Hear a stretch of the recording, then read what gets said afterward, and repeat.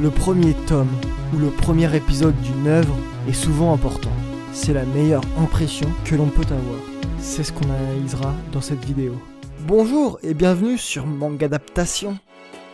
J-Day, Junk Dog, est un jeune chien fou qui participe à des matchs de boxe dans un ring souterrain pour vivre. Mais aujourd'hui, lorsqu'il monte sur le ring, il rencontre une personne qui va bouleverser son quotidien. C'est pour ça qu'il participera au grand tournoi Megalobox. C'est un animé de Yu Moriyama, sorti en 2018 sur J1 et ADN pour les 50 ans de l'immense Ashita no Joe. Déjà cet animé, vous n'avez pas besoin de voir Ashita no Joe pour le comprendre ou pour l'apprécier je pense. Même s'il y a beaucoup de points communs on va dire, il arrive à trouver sa propre patte. Ensuite, il est un peu particulier comme animé de boxe, puisque les combattants utilisent des exosquelettes lors des combats, ce qui donne du dynamisme et de l'impact à chaque coup que reçoivent les personnages. Mais la dualité du protagoniste et de l'antagoniste est un peu simple. C'est le talentueux face au chien fou, le riche face au pauvre, le bien sur soi contre le sale. C'est un peu exagéré, c'est dommage. Il a amplifié cet aspect-là d'Ashita no Joe.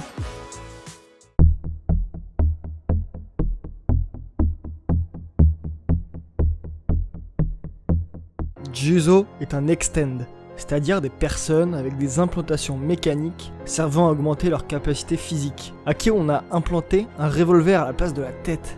C'est un ancien militaire reconverti en détective privé. Un jour, il reçoit la visite d'un étranger, poursuivi par la police pour kidnapping. Il lui demande de protéger l'enfant qu'il a enlevé.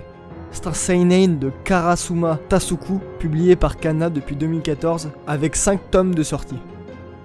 Déjà, je pense que vous l'avez remarqué, l'univers quoi, c'est super riche, ça a une personnalité, un post-apo robotique, il y en a pas tellement en fait.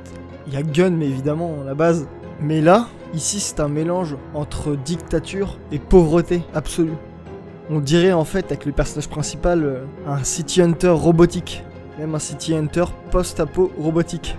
Du coup ce même perso qui s'appelle Juzo est ultra charismatique et arrive à nous paraître humain tout en étant assez froid avec un passé douloureux. Bah comme Ryo Saiba en fait. Et puis, c'est pas une copie non plus, hein. Il a aussi des choses pour lui. Hein. Par exemple le rythme, les scènes d'action sont très rapides. C'est à la fois très brutal mais très vif. Et puis au niveau de l'histoire, les enquêtes s'enchaînent très vite. On a le temps de souffler, mais le rythme ne perd jamais de sa splendeur. J'espère que ça vous a plu, que vous avez eu envie de les lire. Allez, à une prochaine fois et lisez des mangas.